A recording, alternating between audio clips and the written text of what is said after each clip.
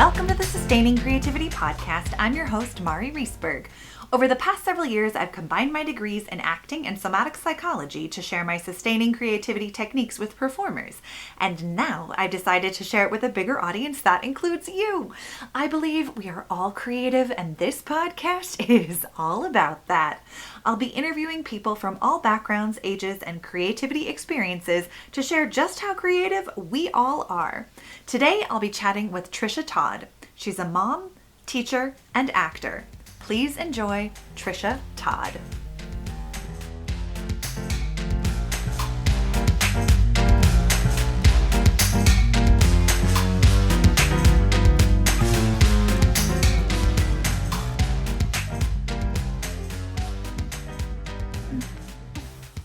Welcome to the Sustaining Creativity Podcast. Today, I am chatting with Trisha Todd, mom, teacher, actor.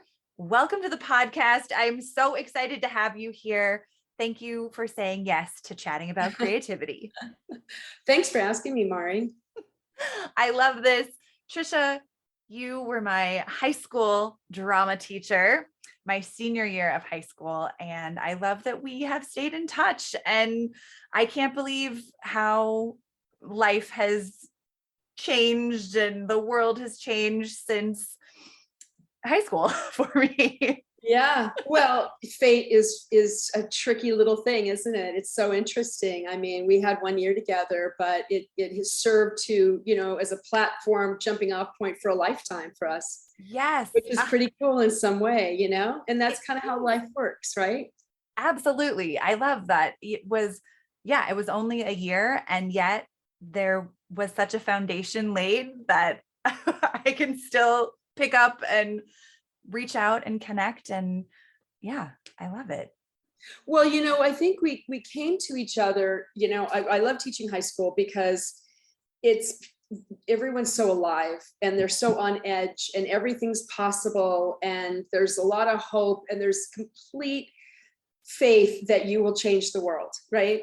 And Yes. So it is a great moment to meet people. Right. Yeah. But it also was a great moment for me in my life because it was a huge change in my life. And so I was sort of in the same place as you guys were. And so it was a pretty magical time, I think, because of that. And that's just kind of how life works. We just sort of met each other at this magical time. Yeah. And good things happened. So many good things happened. So many amazing memories of drama class and performances and theater competitions, and everything that we did it really added so much more color and excitement to high school for me. So thank you for being a part of that's the wonderful thing about the arts, right? I mean, It can, and you want everybody to do it because it's like, just do it. It's great. It can be so much, but not everybody is drawn to it, nor should they be, because then it wouldn't be as special for the ones that are there. But it is really kind of a magical part of high school if you want it to be. It can be. Yeah. Or even just in life, right? I mean, if you bring this thing into your life, it's so enriching in so many ways. So I'm glad that that's what you remember. Mm-hmm. Yeah, it's very impactful to this day. So thank you for that. Well, thank you. Before we continue creativity conversations, why don't you just take a minute and let our listeners know a little bit more about who you are and what you do in high school with your teaching? Yeah, well, I didn't come to high school right out of college. I mean, I had quite a life before that. So I became a teacher, I think my mid-30s.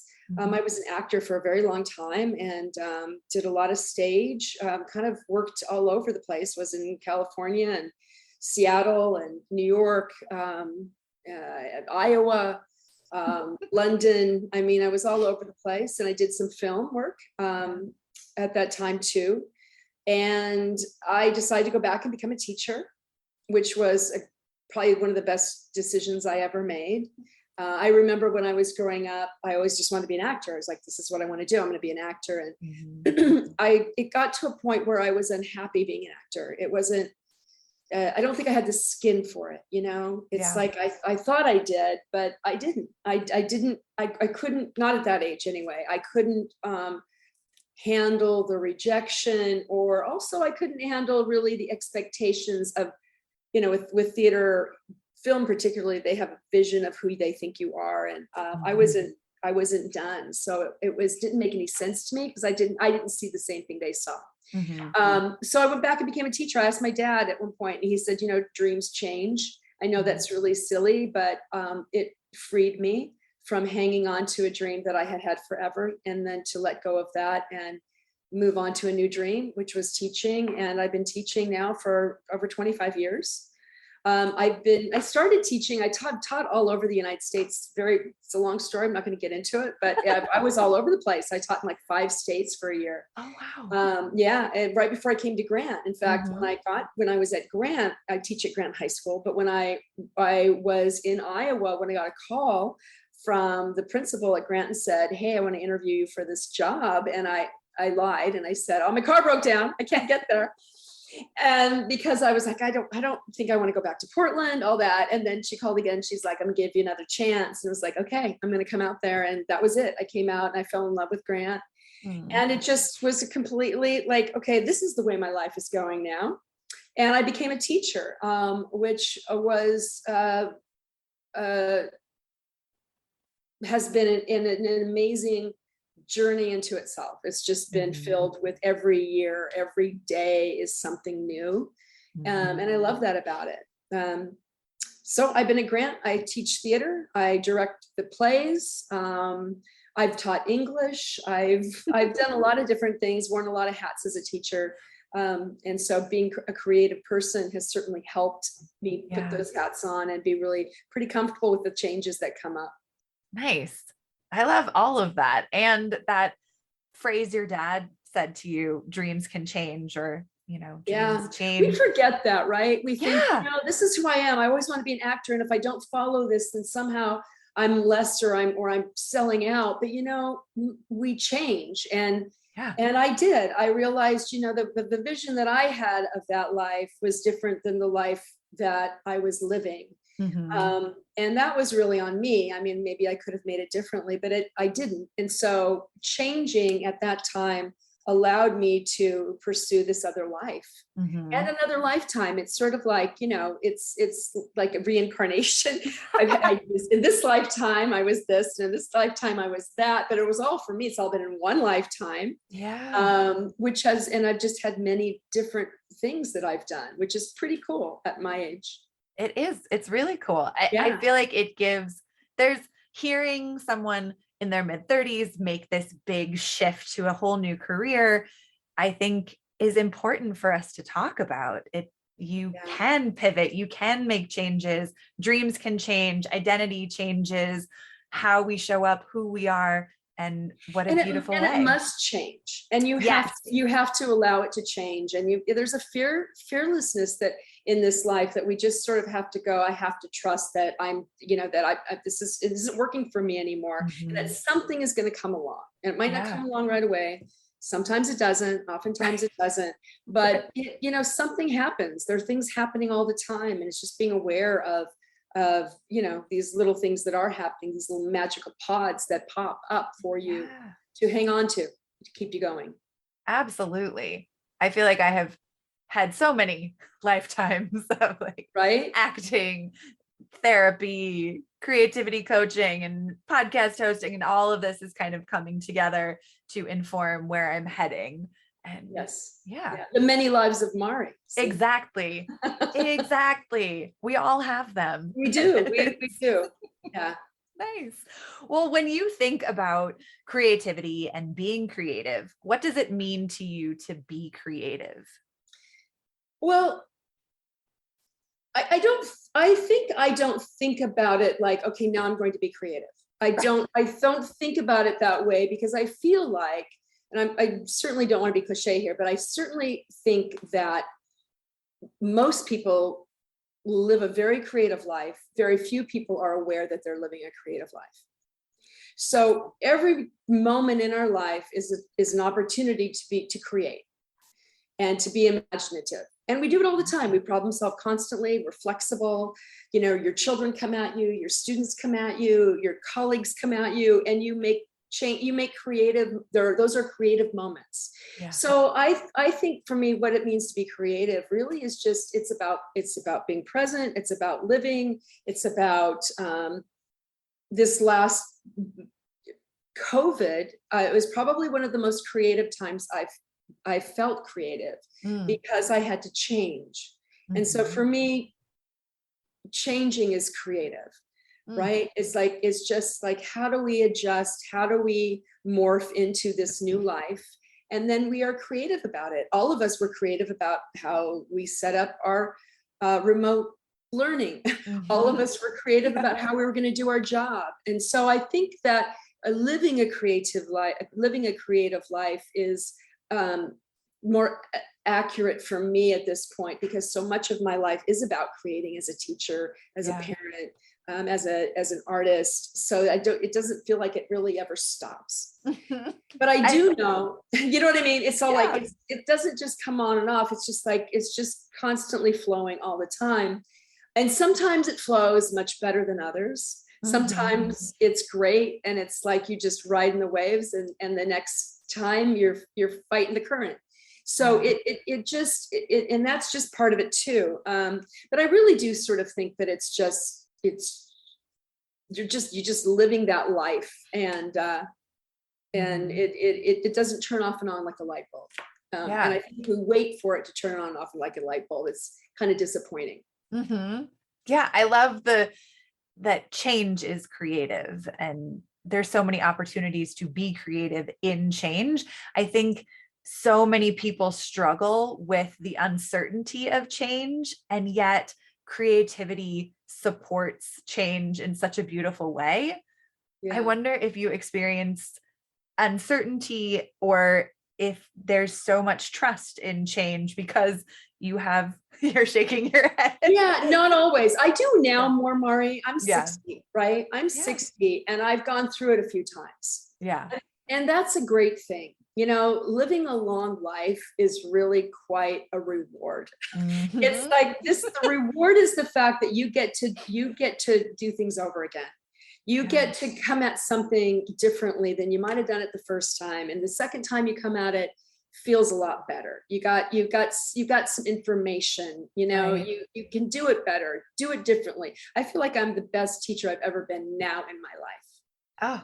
And so I feel like that has only been because I've been doing this for so long. Now there are things that I had more energy, you know, there was creative bouts that I had when I was younger that I felt like that was awesome. And why isn't that happening now?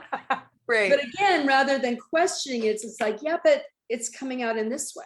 It's showing its head here. And, you know, I used to be able to create these really cool shows when I was a younger teacher, because I had a lot more time. I didn't have children.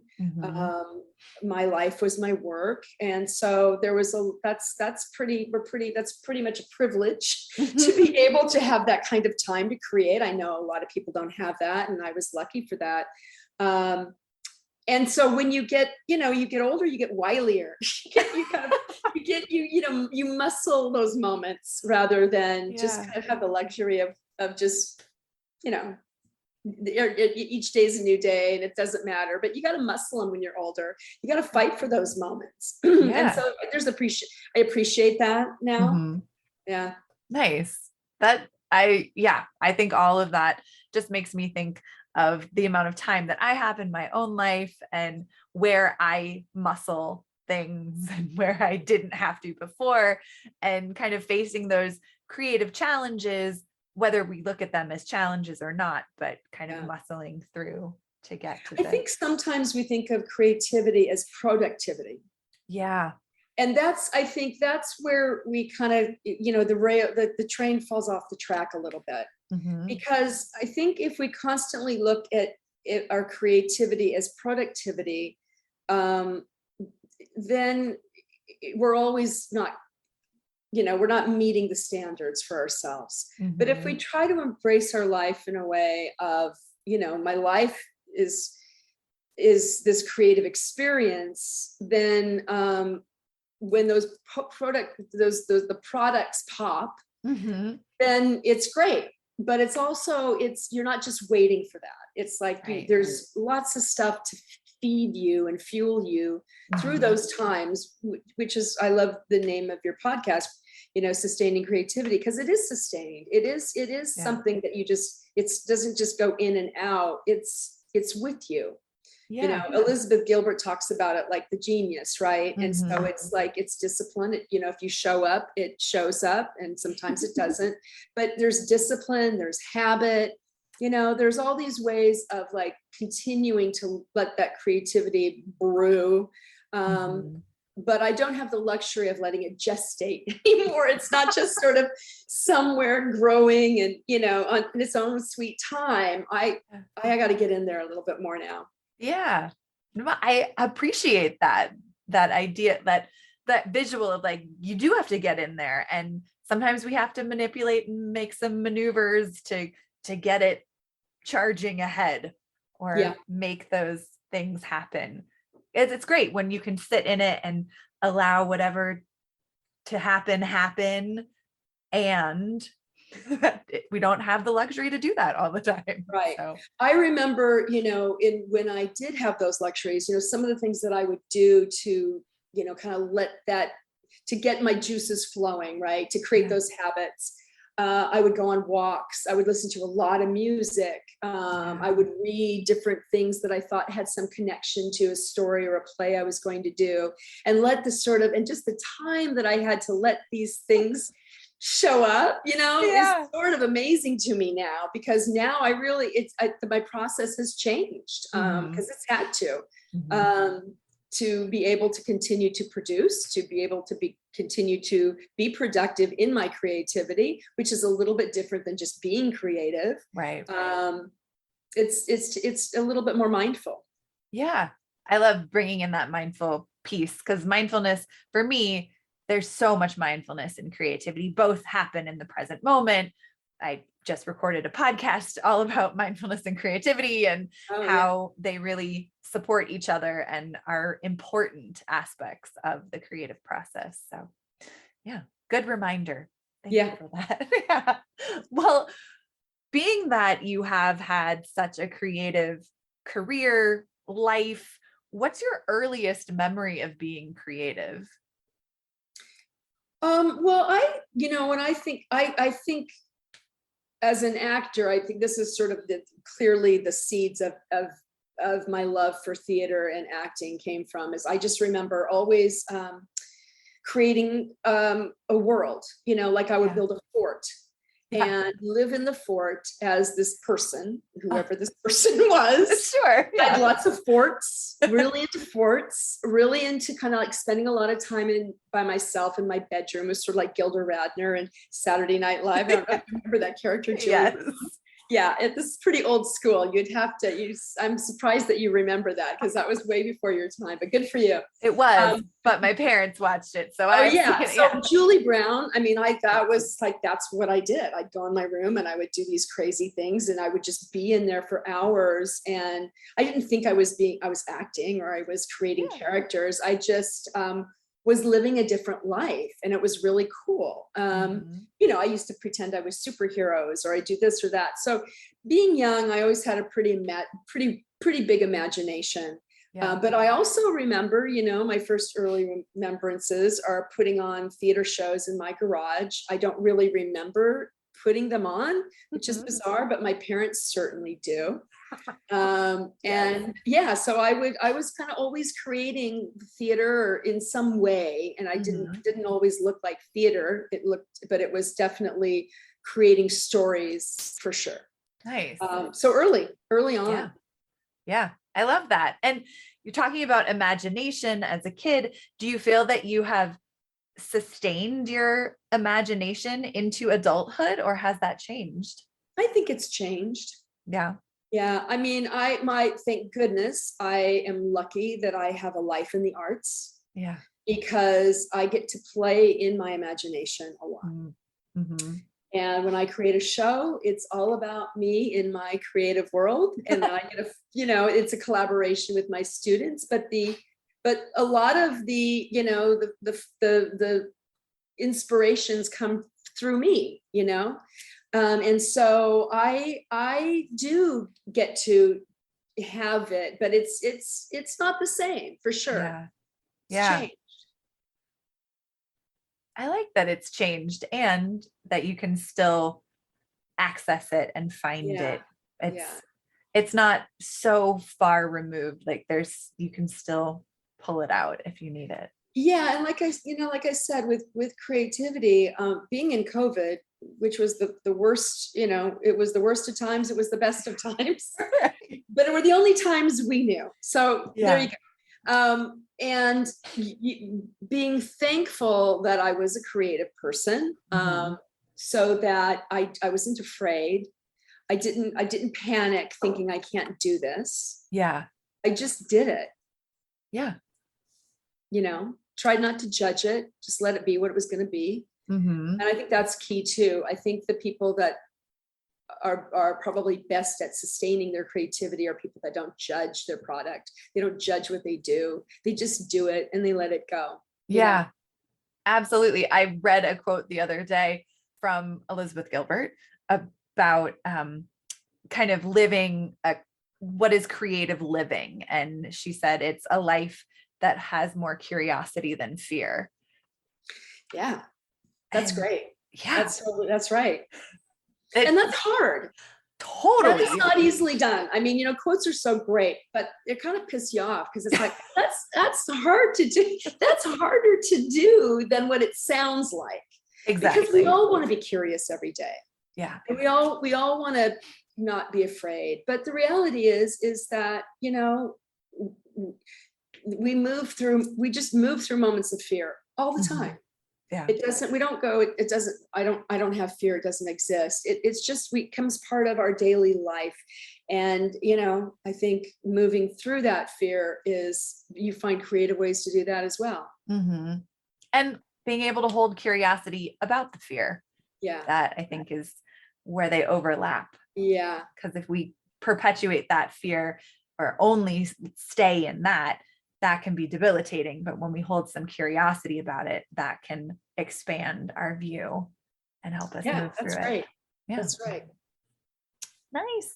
Well, when you think about kind of your community creativity, how does your community impact or influence your own personal creativity?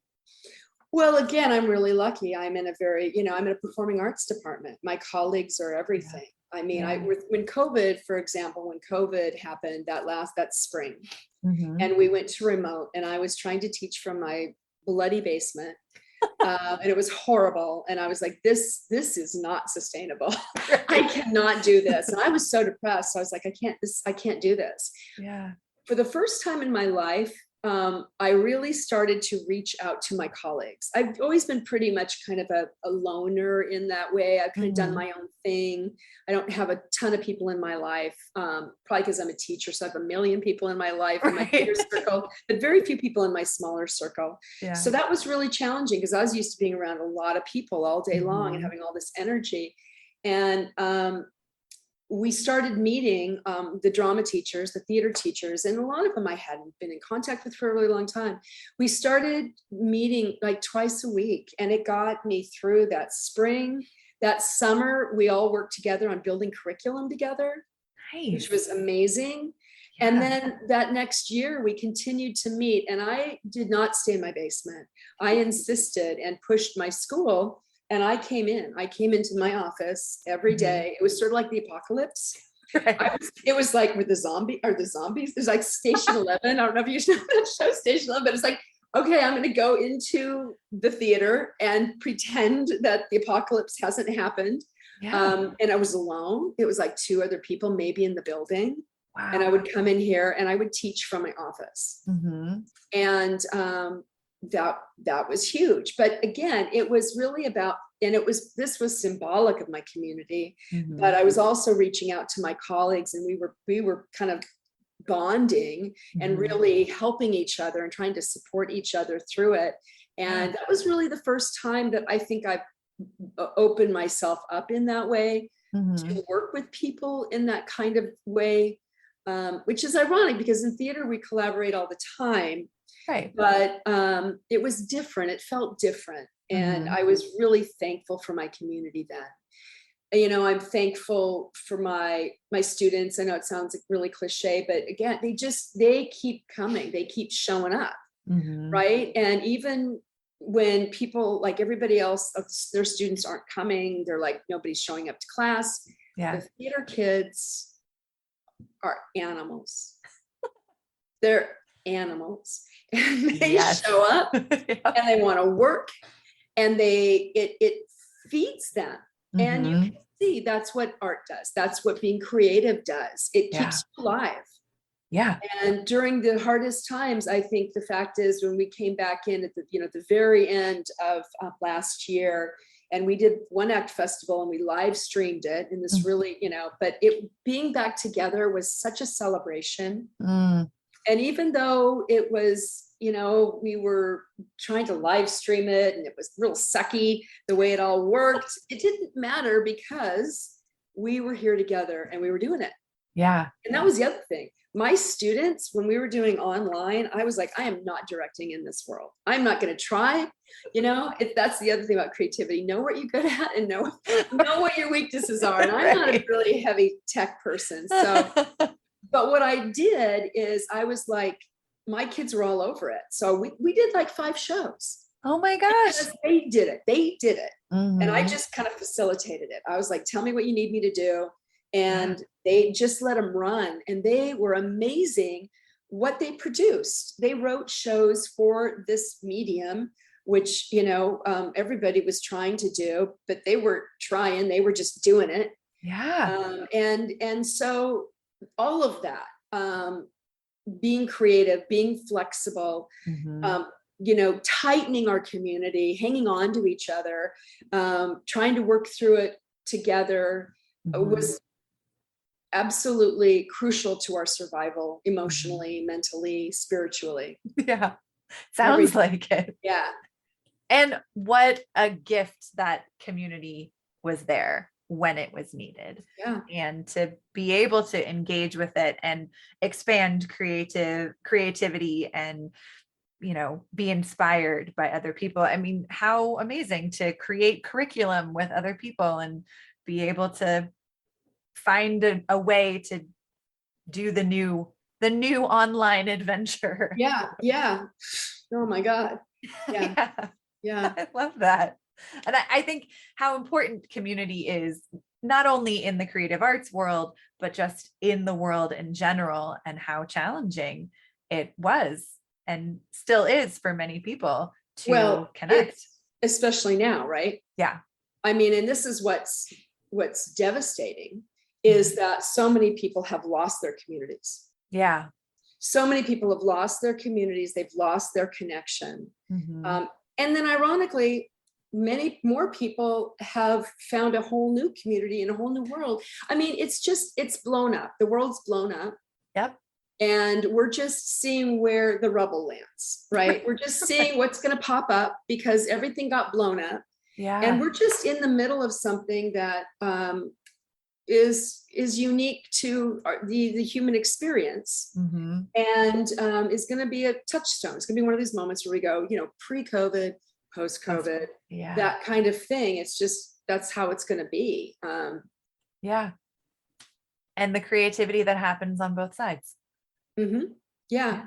You create or you just shrivel, you just kind of, I mean, it's true. I mean, I don't want to be so dramatic, but it's kind of true. I think, people talk about the suicide rates and the mental illness that happened. And I think it's because people became isolated and they stopped for many reasons. They couldn't get out there, but it was like, everything fell apart. And so figuring out how to put it back together, or at least just, tape it back together as we've been doing for the last 2 years. It's just, there's nothing permanent. It's just like, hold the hose. Right. Don't let the water spill out. Here it is today. What is it going to be? Right. Yeah. That's right. That's all we're doing. Very true. And some of us are doing it better than others. And I think being able to reach out and support and find those communities, new communities, familiar communities, ways to stay connected is so important. Yeah. Yeah. Well, working in creative arts and theater, I imagine there are still times where you come across people who do not think that they are creative. And for those people, how would you encourage them to find creativity in their lives? I experience that all the time.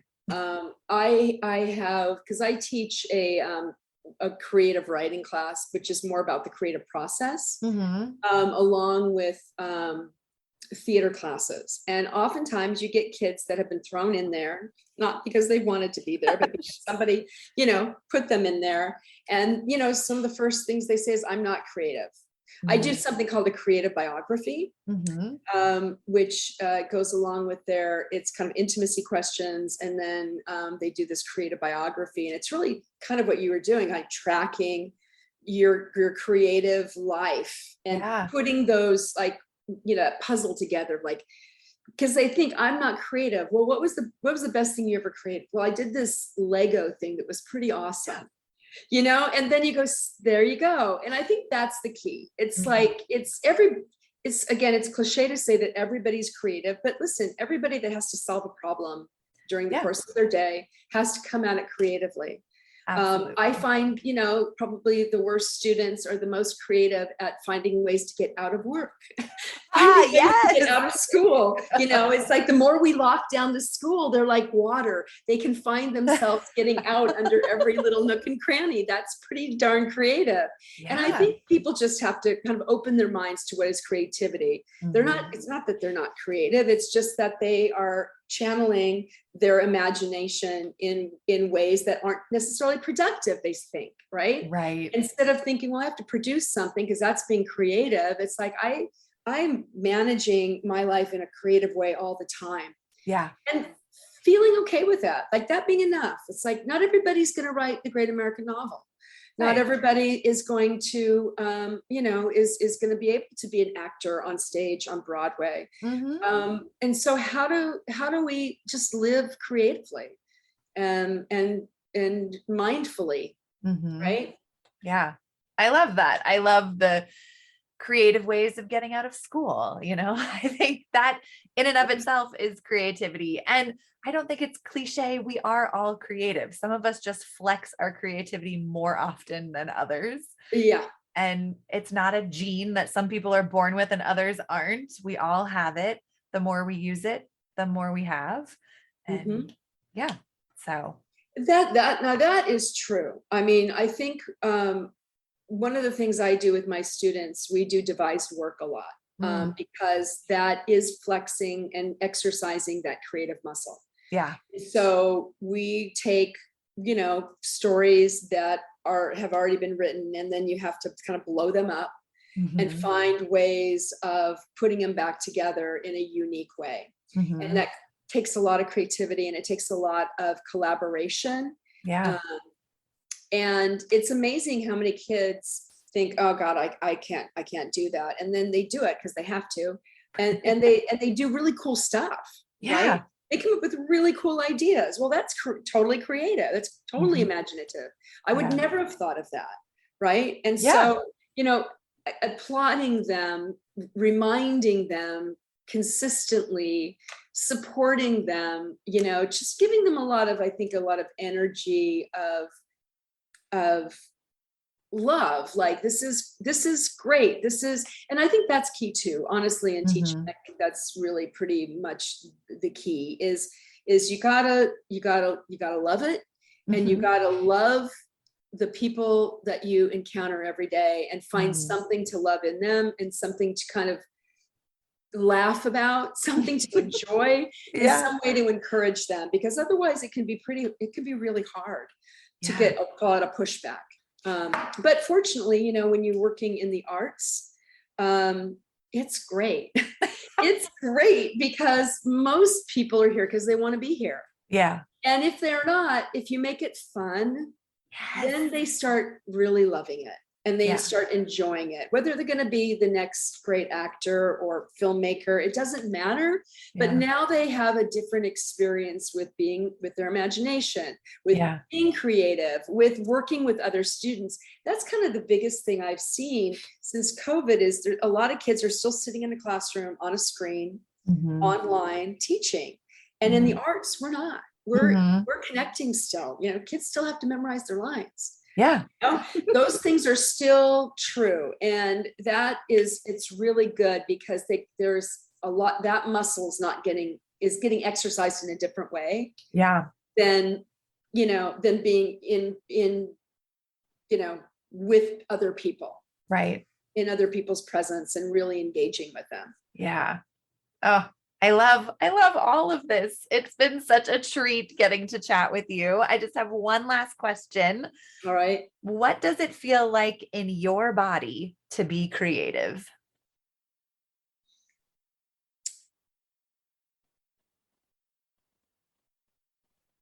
It feels like it's like spirit. And I don't know how else to put it. It's like your spirit is talking to you. Like most of the time you're just kind of wandering through the world and you're present, you're doing things. But when you're creating, it's like that other part of you comes to life. That spirit comes to life. And that's the dialogue, that's the conversation. And experiencing that is amazing. Yeah. Oh, I love it. I love that. I love this question and I love people's answers. I have visceral reactions and responses when people are talking about what it feels like in their body to be creative. Cause I'm like, oh yes, I've experienced that. Yeah. I bet you hear a lot of that, hearing a lot of how people, that question is a great question because that would be really interesting. Yeah. That's a really great question. Thank you. Right. That's a good one. Thanks. Well, thank you so much for taking the time to chat with me. It's been awesome and such a treat to connect and talk about creativity. Yeah. Thank you. That was great. That was fun. Good. You're so welcome.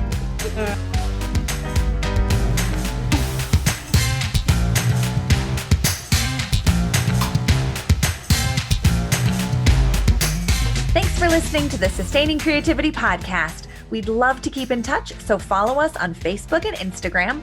We are at Sustaining Creativity. Make sure to subscribe to the podcast wherever you listen to podcasts.